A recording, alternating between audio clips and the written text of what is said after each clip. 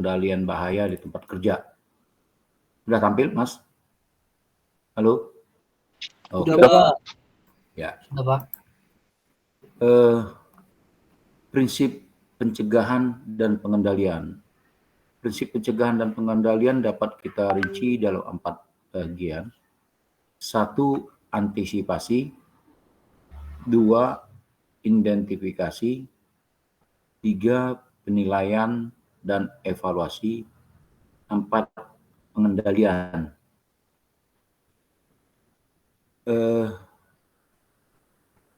Dari keempat ini, ya, jika terjadi luka atau sakit di tempat kerja, sakit dan luka ini dapat kita cegah dengan menjalankan praktek manajemen yang baik dengan setiap orang yang bertanggung jawab dan tetap komitmen. Bila mana organisasi kita gagal untuk mengendalikannya, maka angka jumlah luka dan penyakit, sisi yang sering muncul adalah kurangnya komitmen untuk mengatur keselamatan dan kesehatan kerja, dan kurangnya pengertian tentang besarnya manfaat keselamatan dan kesehatan kerja. Itu yang paling utama, ya, komitmen ini. Sehingga dengan kata lain, jika komitmen ini tidak ada di sistem manajemen K3-nya, maka faktor kecelakaan akan meningkat dari waktu ke waktu. Yang kedua, tempat kerja. Tempat kerja, jika tidak disesuaikan lokasinya atau peralatan yang tidak aman digunakan, ini juga berdampak kepada pencegahan dan pengendalian bahaya di tempat kerja. Ketiga, pegawai yang jarang dan kurang terlatih. Jadi di sistem manajemen K3-nya tidak ada bentuk pelatihan secara kumulatif terintegrasi di dalam satu sistem pada sistem manajemen K3-nya. Yang keempat, rendahnya komunikasi atau supervisi dan instruksi. Ini yang sering kita dapatkan jika terjadinya kecelakaan akibat tidak ada pencegahan dan pengendalian di tempat kerja. Ya. Kita masuk. Jika pencegahan dan pengendalian bahaya di tempat kerja tidak dilaksanakan, maka kita dapat definisikan yang dimaksud bahaya adalah segala zat kimia yang menyebabkan luka atau keadaan yang bahaya dapat mempengaruhi pekerja dan pekerjaannya. Ketiga, proses kerja yang dapat menyebabkan luka. Ini yang bisa kita definisikan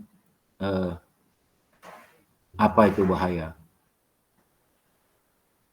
Ya. Kemudian coba kita definisikan akibat dari bahaya itu, maka timbul kecelakaan. Definisi kecelakaan adalah suatu peristiwa yang tidak direncanakan atau yang tidak diharapkan yang menyebabkan luka atau kematian. Nah, inilah definisi kecelakaan yang bisa kita buat di dalam sistem manajemen K3-nya.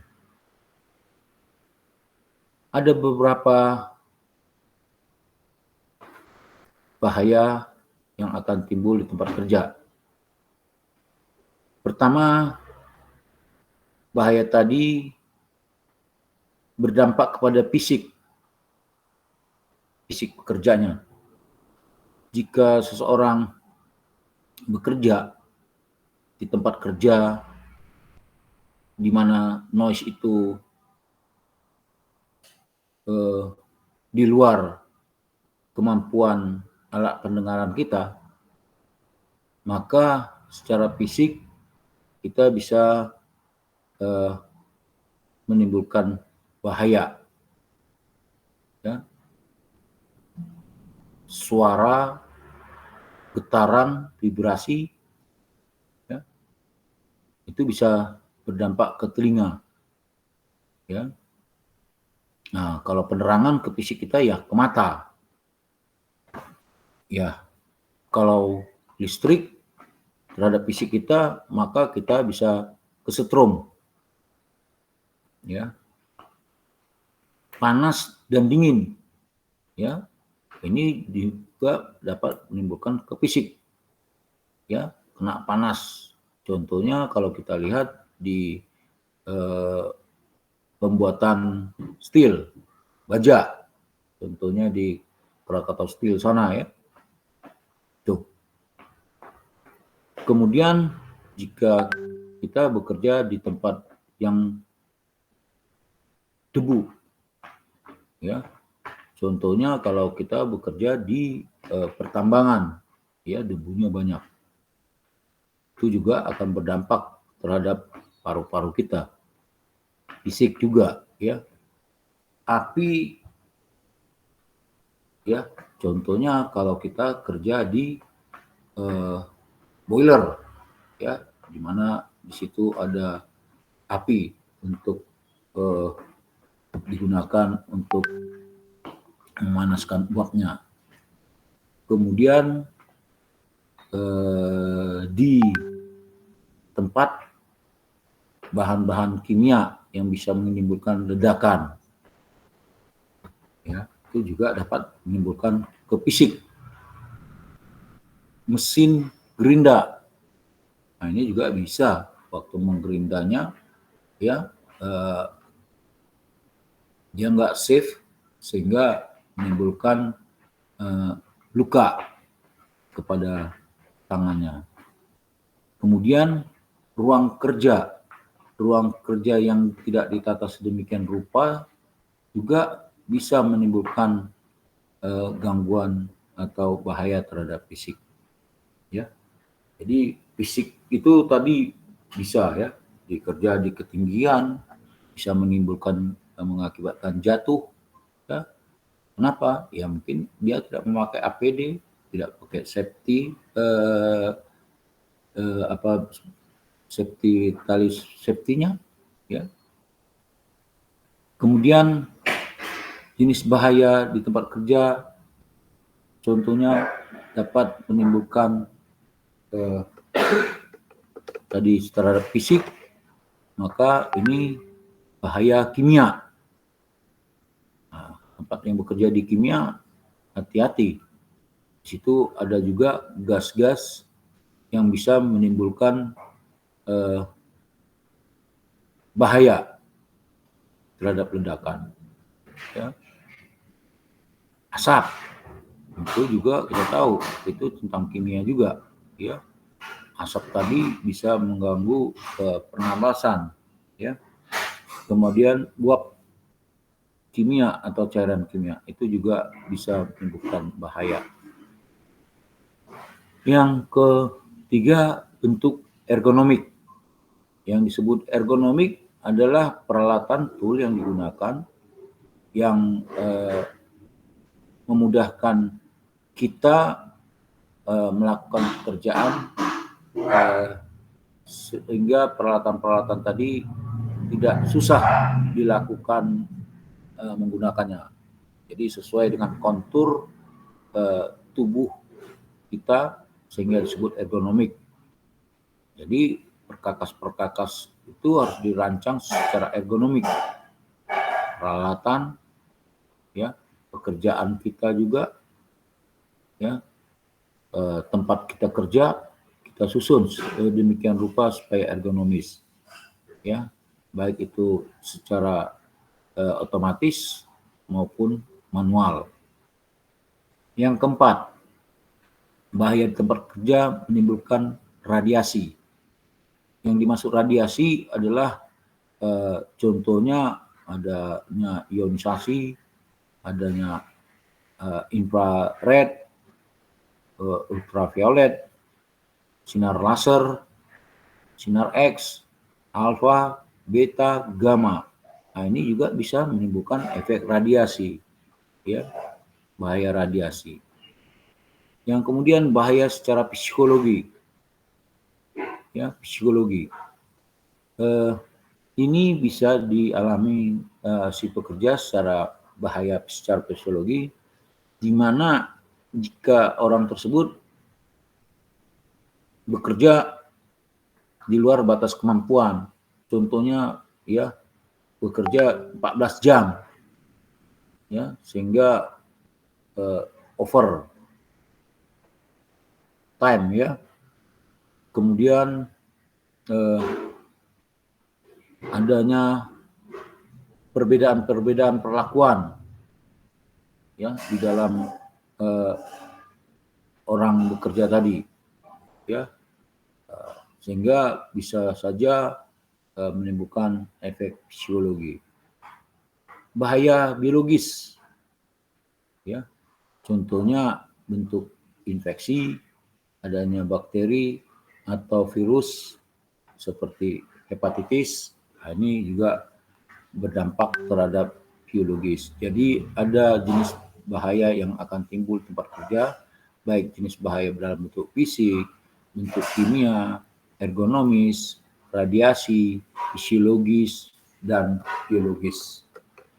Ya, ini yang dapat kita lihat bahaya di tempat kerja. Bagaimana cara pencegahan dan pengendalian bahaya tadi? Di dalam keselamatan dan kesehatan kerja, melindungi para pekerja dari bahaya tempat kerja, sebagian besar kecelakaan di tempat kerja sebenarnya dapat dicegah dengan menggunakan beberapa prinsip. Nah, inilah cara-cara pencegahan dan pengendalian yang dilakukan terhadap bahaya. Pertama, dengan mengurangi penyebab bahaya tersebut. Ya, mengurangi ini, bahaya yang terjadi ini adalah salah satu pencegahan dan pengendalian. Contohnya, misalkan menghilangkan bahan kimia yang berbahaya dari suatu proses kimia, ya, itu adalah mengurangi bahaya. Menghilangkan suara mesin, noise, ya, contohnya misalkan mesin tadi berisik akibat bearingnya sudah tidak center lagi, sehingga noise tadi dapat ditimbulkan akibat perputaran si kelaharnya, ya. Ini jadi salah satunya mengurangi untuk mencegah dan mengendalikan bahaya ini, ya. Ya. Yang kemudian cara mencegah dan pengendalian bahaya dapat dengan cara mengganti bahan-bahan yang berbahaya. Contohnya, jika kita menggunakan pembersih, ya, kita gunakan pembersih yang tidak mudah terbakar.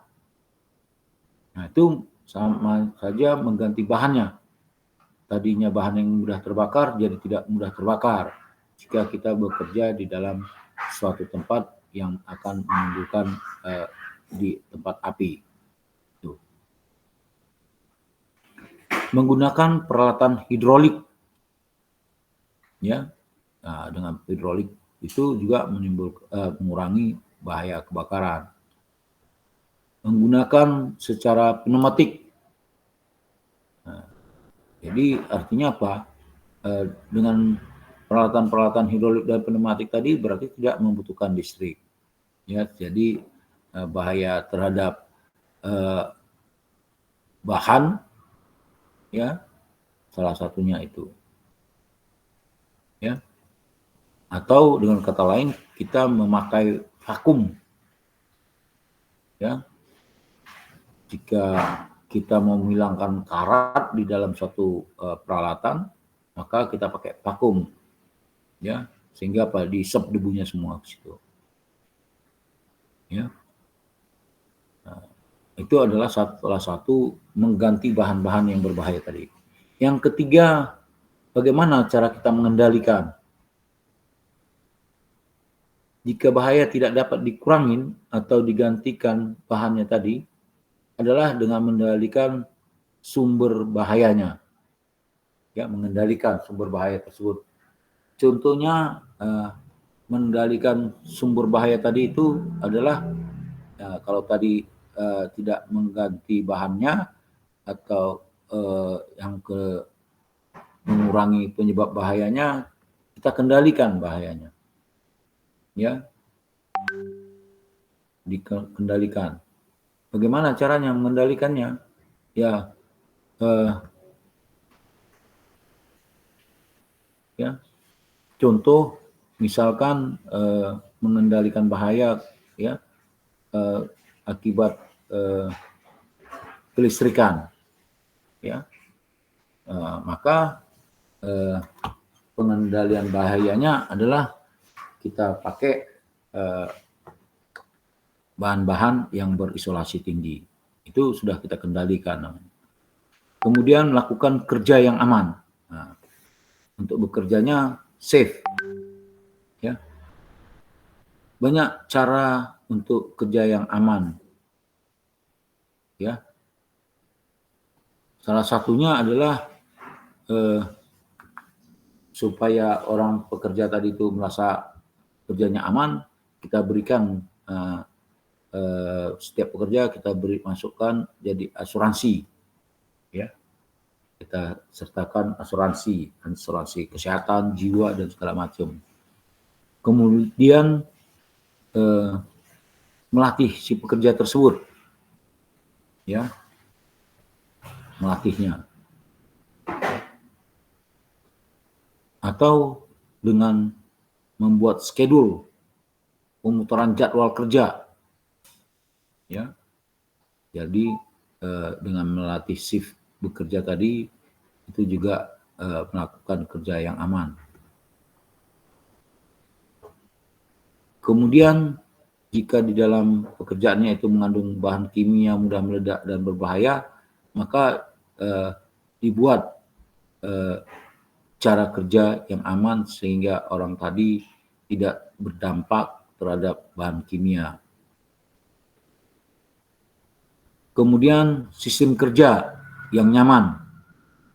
Sebagai contohnya, ya, kita buat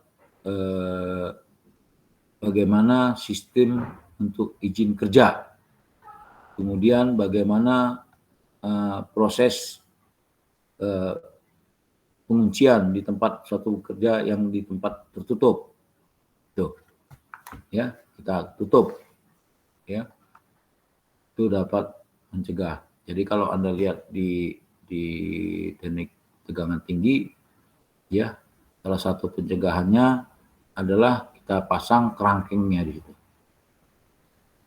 5, pakai peralatan pelindung diri APD. Ya. Peralatan pelindung diri ini mungkin dipandang sebagai usaha yang terakhir.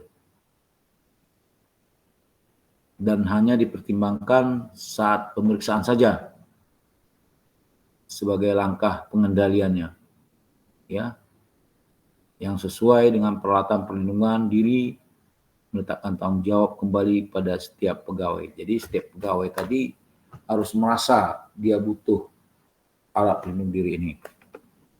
Jadi bukan karena terpaksa. Penggunaan peralatan pelindung diri seringkali dilihat sebagai barang yang murah. Ya.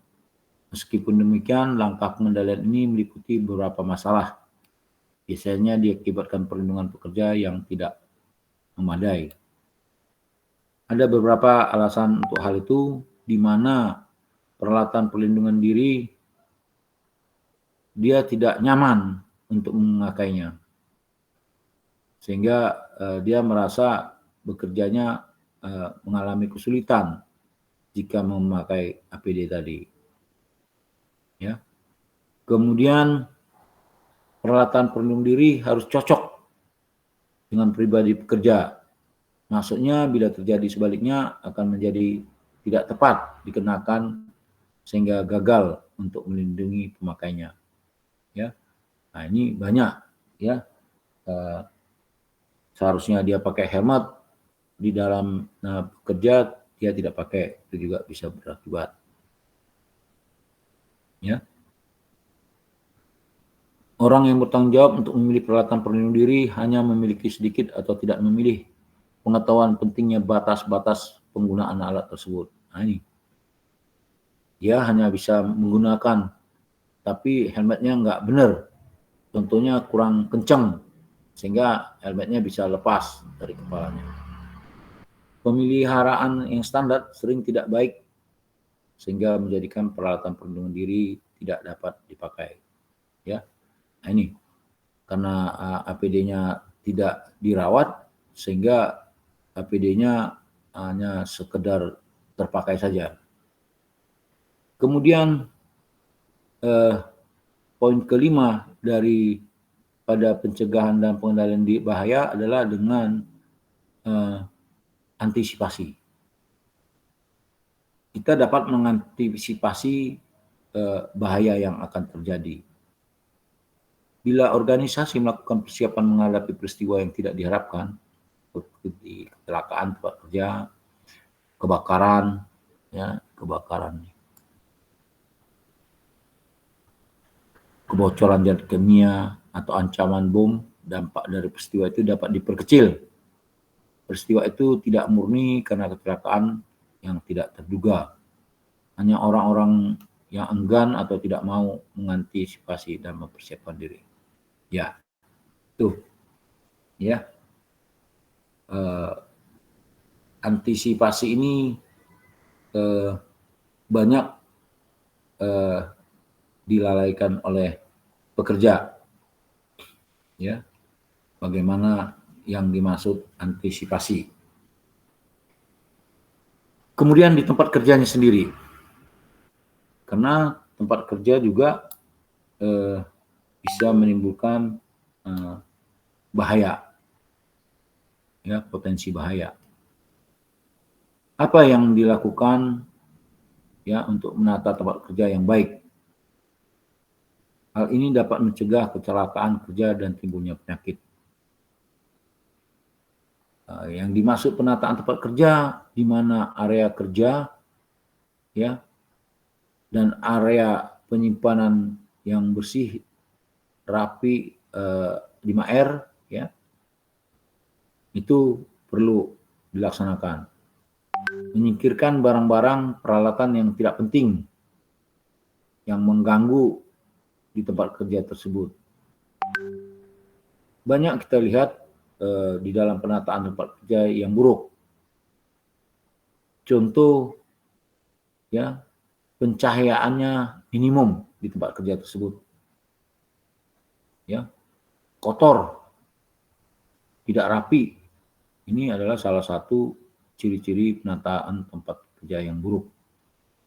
Bahan-bahan atau peralatan atau sisa bahannya berserak di lantai dan di bangku kerjanya. Ya. Yang ketiga, antara mesin tidak terdapat tempat yang cukup untuk berjalan. Jadi artinya terlalu rapat antara mesin-mesin di unit itu dengan mesin yang lain. Ya.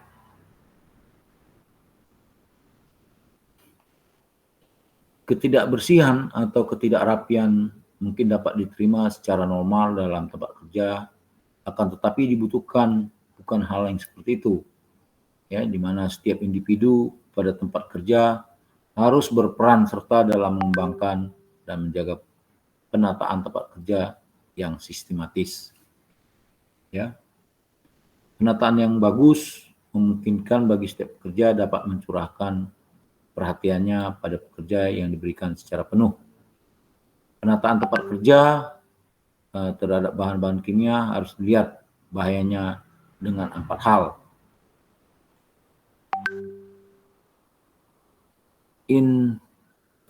Inhalasi, yakni pernapasan. Ya, jika ada yang terhirup disebut inhalasi. Kemudian absorpsi, ya, jika bahaya kimia tadi mengenai kulit, menyerap kulit. Ingesti, ya, jika bahan kimianya itu tertelan ke tenggorokan, ya.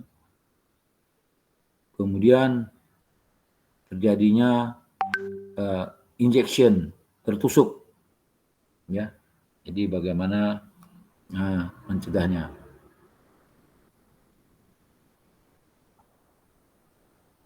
Faktor-faktor yang mempengaruhi penataan tempat kerja terdapat 3 persyaratan untuk menata tempat kerja yang baik. Pertama, kita susun layout yang sesuai dan penataan peralatan dan fasilitas yang baik. Yang kedua, penanganan dan penyimpanan material yang benar. Kemudian, kebersihan dan kerapian. Inilah syarat utama di dalam menata tempat kerja yang baik. Ya. Contoh, ya, seperti di lab, ya, kita buat kalau mau praktek, ya, tas-tasnya ditaruh di rak, lemari gitu ya. Nah, di meja prakteknya yang ada hanya alat-alat, alat ukur, komponen-komponen yang akan kita gunakan. Jadi tidak ada di situ tas ada di meja, ya.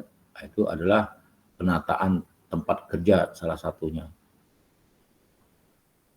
Seluruh mesin-mesin, bangku-bangku kerja, dan perlengkapan lain harus diatur untuk memberikan ruang pergerakan yang cukup bagi pekerja dan peralatan portable-nya. Seluruh barang yang tidak berguna harus disingkirkan. Material dan peralatan portable harus hanya disimpan di ruang penyimpanan. Jadi salah satunya kalau kita lihat di lab energi, ya, kita buat ada tempat jalan warna merah. Kalau tempat hijau ya itu jalan.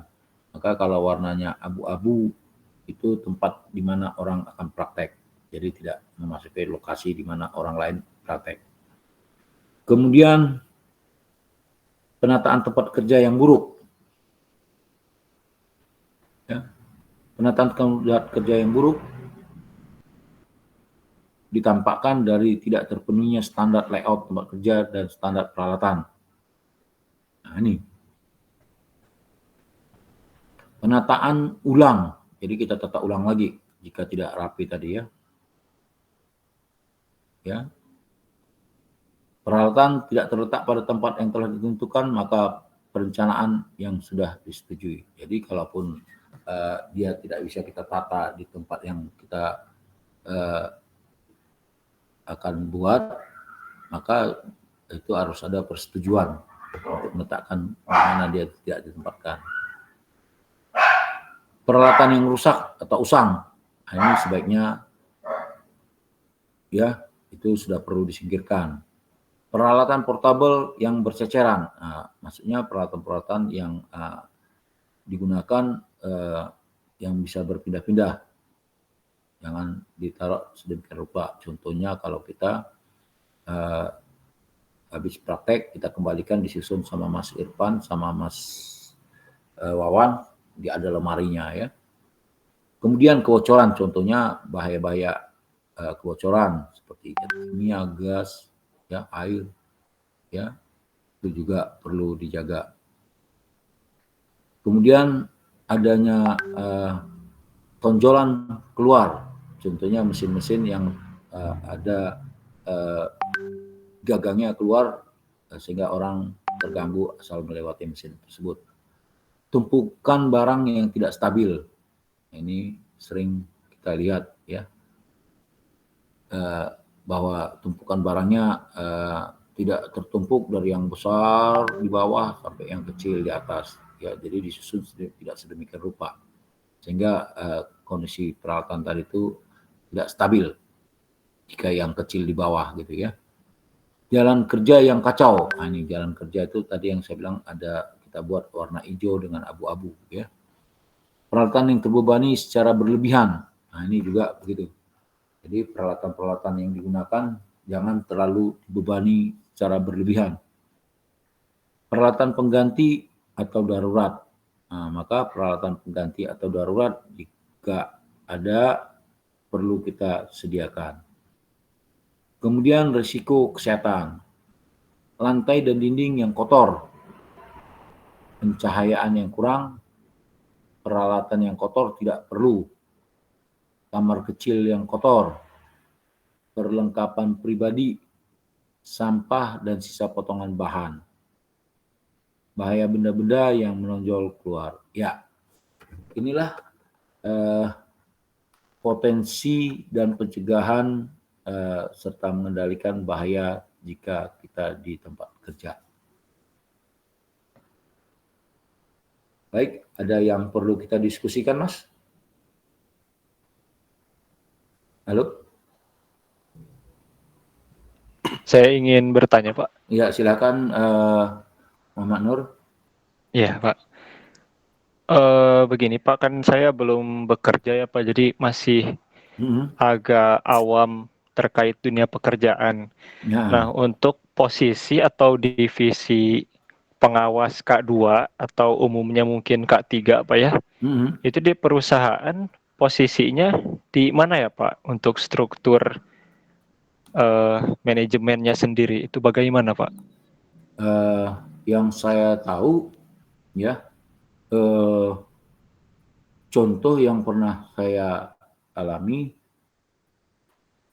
di Trakindo, ya, jadi orang safety itu khusus, ya, orang safety-nya khusus, ya, dia keliling di workshop itu melihat orang yang kerja, ya, dia akan tegur, ya, orang-orang yang bekerja tadi tidak safety, ya, baik itu tempat kerjanya, baik itu tool yang digunakannya, langsung mereka akan datang, ya, walaupun di situ ada supervisornya, supervisor orang yang bekerja tadi, tetapi orang safety khusus dia untuk safety, ya, Mas ya.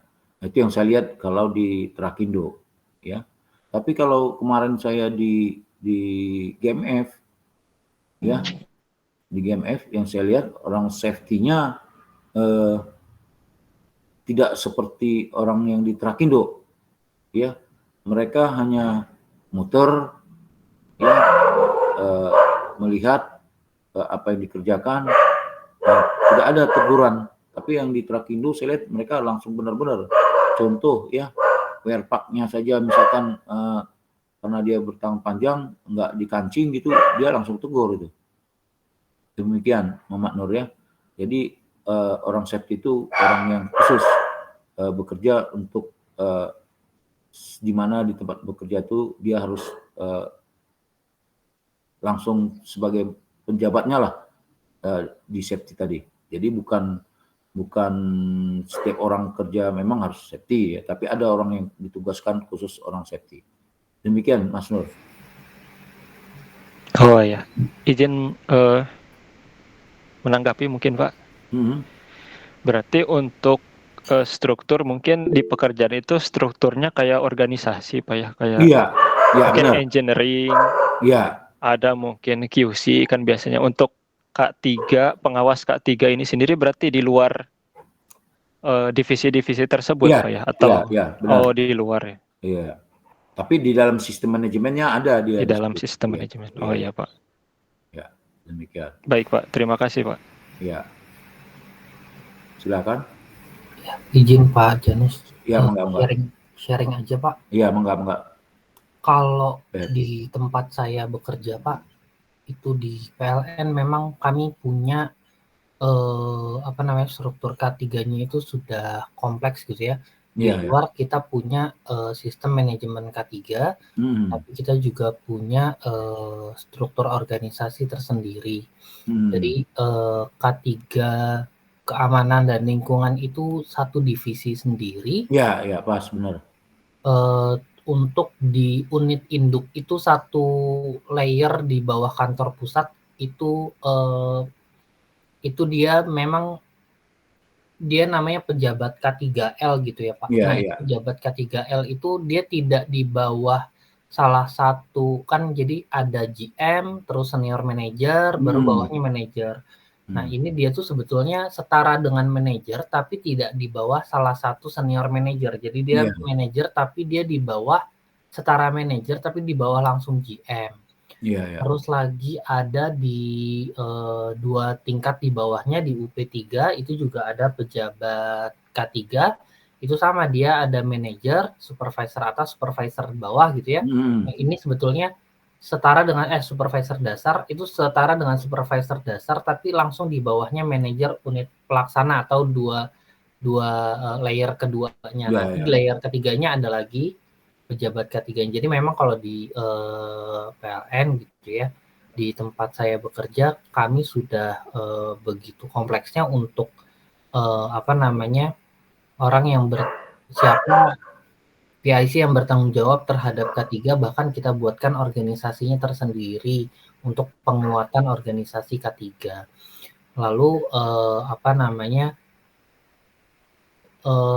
ya seperti itu Pak. Jadi mungkin karena kompleks juga ya organisasinya yang kompleks, makanya dia juga punya bentuk organisasi K3-nya juga mungkin lebih kompleks. Mungkin itu aja Pak sharingnya Pak. Ya benar Mas, baik tadi yang saya katakan tadi ya. Jadi di setiap layer tadi itu ya misalkan ya, tadi saya bilang misalkan kita bilang lah di apa namanya ya, saya lihat yang di Suralaya itu ya, misalkan di batu baranya itu ya, di sistem masuk batu baranya di situ sudah ada orang K3-nya juga ya. Nah, nanti di sistem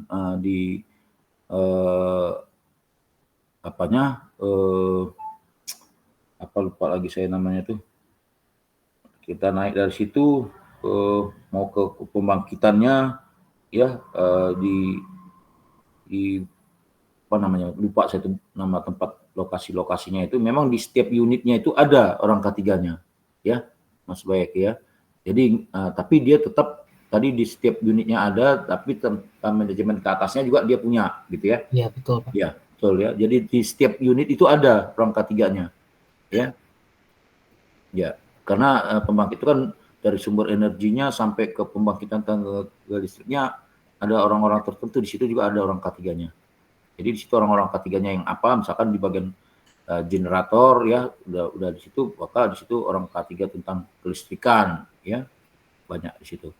Demikian Mas Bayak, benar sekali itu. Jadi bisa juga di setiap unit trendnya ya.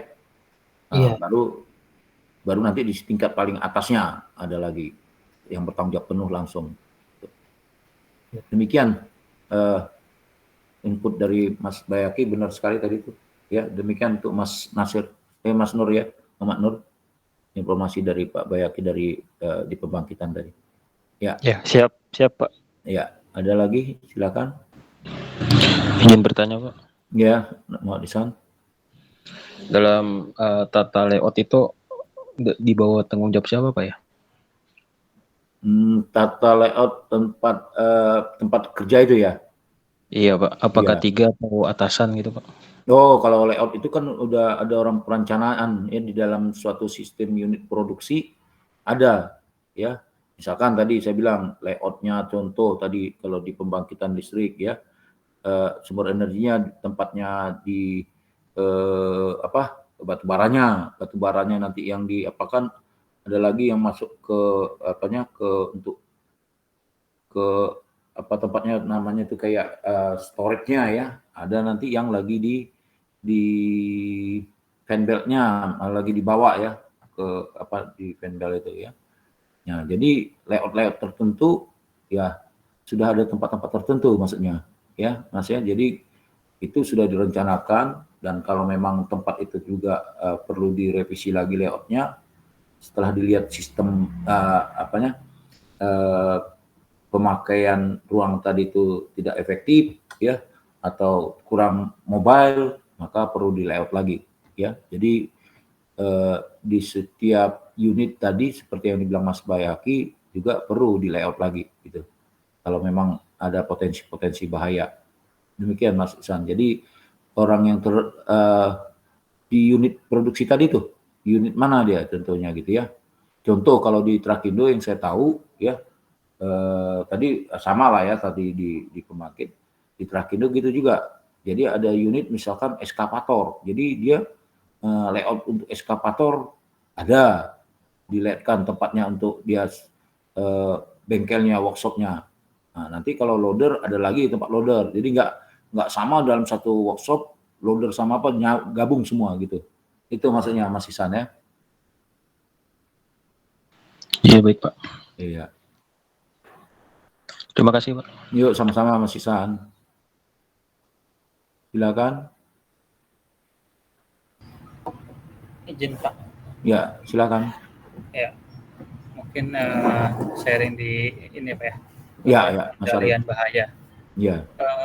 Ada satu Pak yang pernah disampaikan di dalam materi ya waktu AK3U sebelumnya Pak. Ya. Mungkin pengendalian bahaya juga ada salah satunya dengan pemindahan resiko Pak. Jadi kita juga bisa memindahkan resiko terkait potensi-potensi bahaya yang sekiranya di unit itu belum bisa ditangani.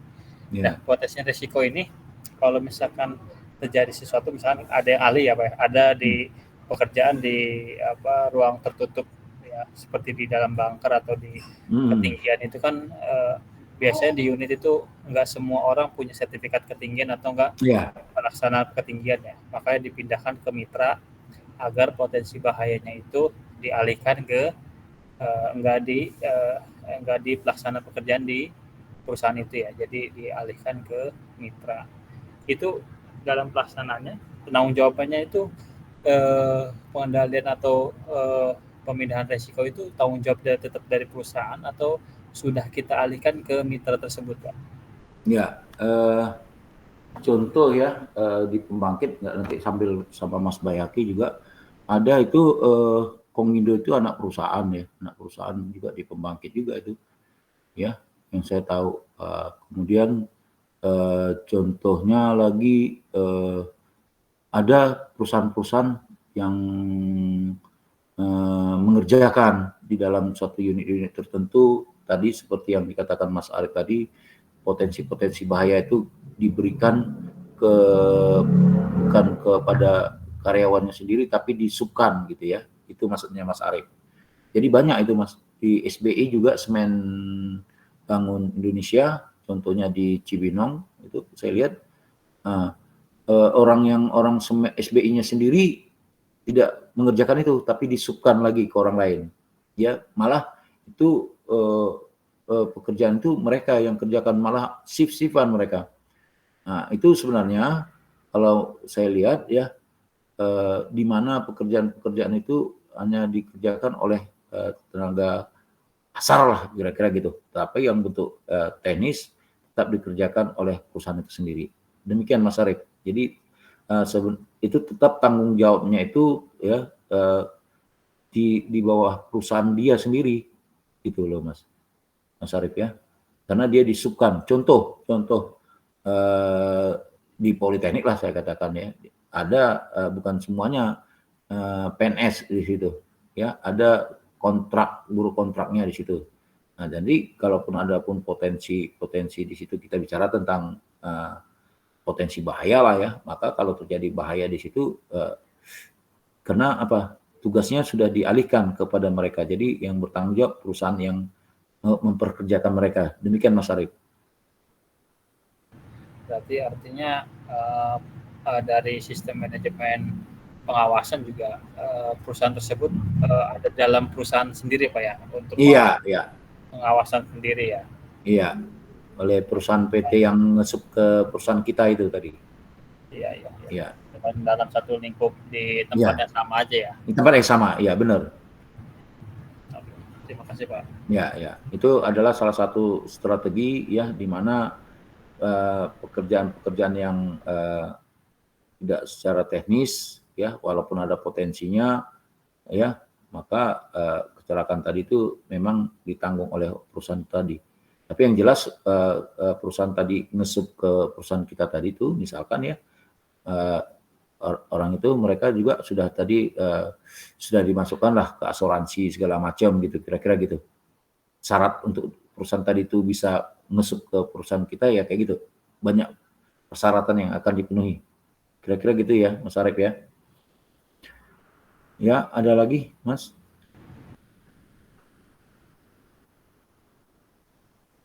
Ya, baik, demikian bagaimana cara kita pencegahan dan pengendalian suatu potensi bahaya di tempat kerja. Kita harus jeli ya, untuk meminimalisir ya, meminimalisir ya, kecelakaan ya. Tapi kalau tadi kita bilang supaya tidak ada, ya sulit lah ya kalau kita bekerja di tempat-tempat yang teknis sekali ya. Kecelakaan itu siapa sih yang menginginkan sebenarnya, tapi dengan teoritis yang sudah dilakukan oleh K3 atau K2 di kelistrikan ya, semuanya sebenarnya potensi itu tadi sudah diminimalisir. Tapi namanya kecelakaan ya, potensi bahaya yang ada hanya bisa diminimalisir frekuensi dan jumlah yang terjadi. Demikian kuliah kita hari ini. Ini akan saya upload di e-learning kita sesuai dengan judul kita, pencegahan dan pengendalian di tempat kita kerja. Anda tolong buat tugasnya ya.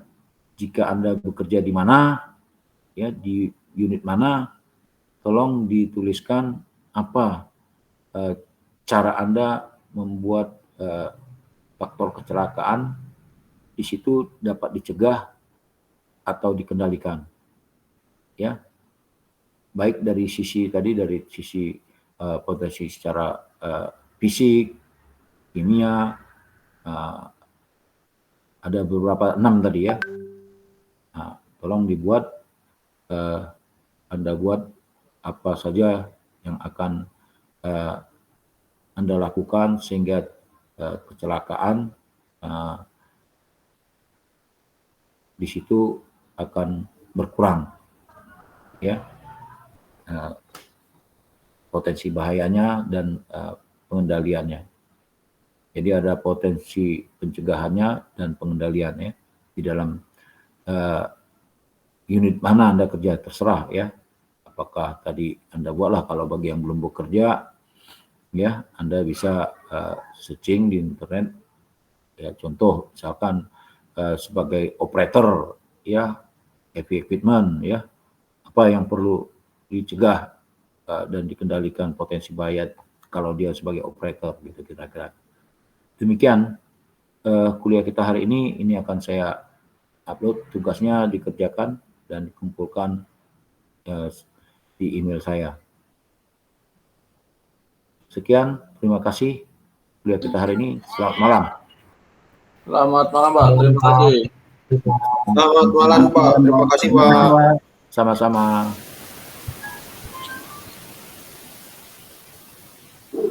Terima kasih, Pak.